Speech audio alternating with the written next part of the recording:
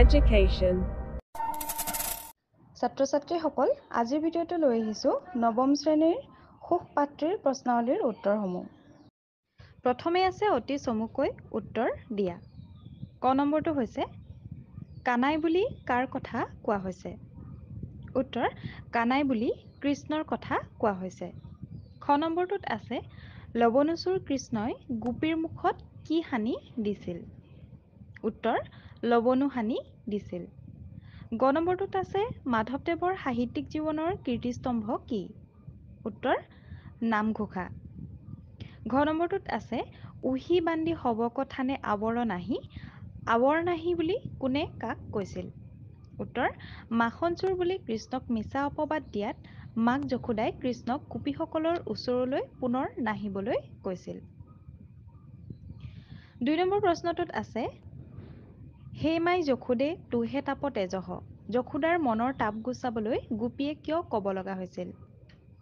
উত্তৰ কৃষ্ণ ঘৰৰ পৰা পুৱাতেই ওলাই গৈ সন্ধিয়ালৈকে ঘূৰি নহাত মাক যশোদাই চাৰিওদিশে বিচাৰি নোপোৱাত ব্যাকুল হৈ পৰিল।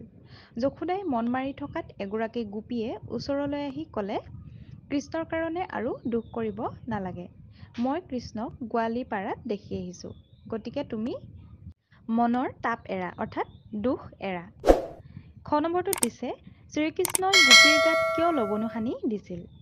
উত্তৰ শ্ৰীকৃষ্ণই লৱণো চুৰ কৰি খাই গোপীৰ হাতত ধৰা পৰাত চতুৰ কৃষ্ণই নিজকে বচাবলৈ আৰু গোপীক ওলোটাই চোৰ সজাবলৈ নিজৰ হাতত লাগি থকা লৱণোখিনি গোপীৰ মুখত সানি দিছিল।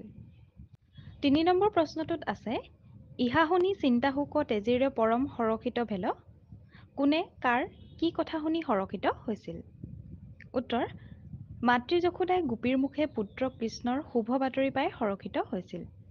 কৃষ্ণ ঘৰৰ পৰা পুৱাতেই ওলাই গৈ সন্ধিয়ালৈকে ঘূৰি নহাত মাক যশোদাই চাৰিওদিশে বিচাৰি নোপোৱাত ব্যাকুল হৈ পৰিল।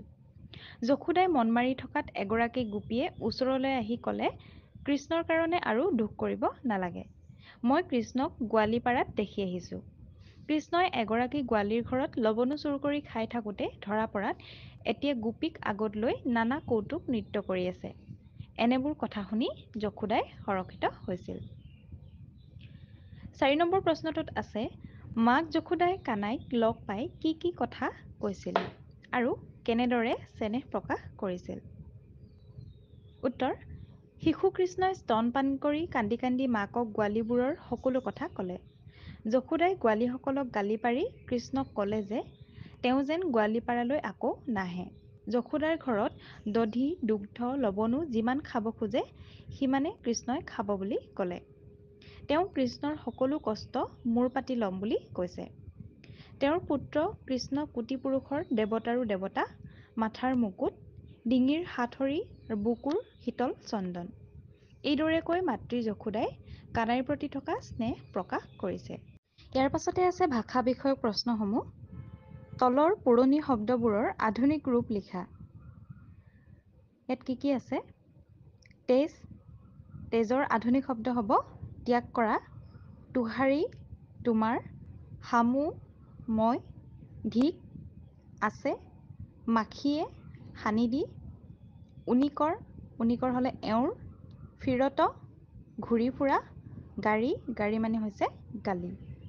তাৰ পিছৰ প্ৰশ্নটো দিছে বিপৰীত শব্দ লিখা।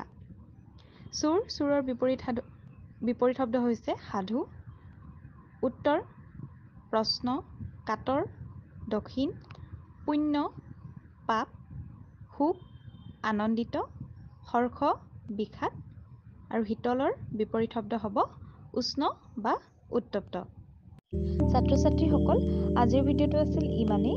যদি ভিডিঅ'টো ভাল পালা তেন্তে ভিডিঅ'টো লাইক কৰিবা, কমেণ্ট কৰিবা আৰু বন্ধু-বান্ধৱীলৈ শ্বেয়াৰ কৰাৰ লগতে আমাৰ চেনেলৰ প্ৰশ্ন উত্তৰৰ ভিডিঅ'সমূহ পাই থাকিবলৈ চেনেলটো ছাবস্ক্ৰাইব কৰি ল'বা। ধন্যবাদ।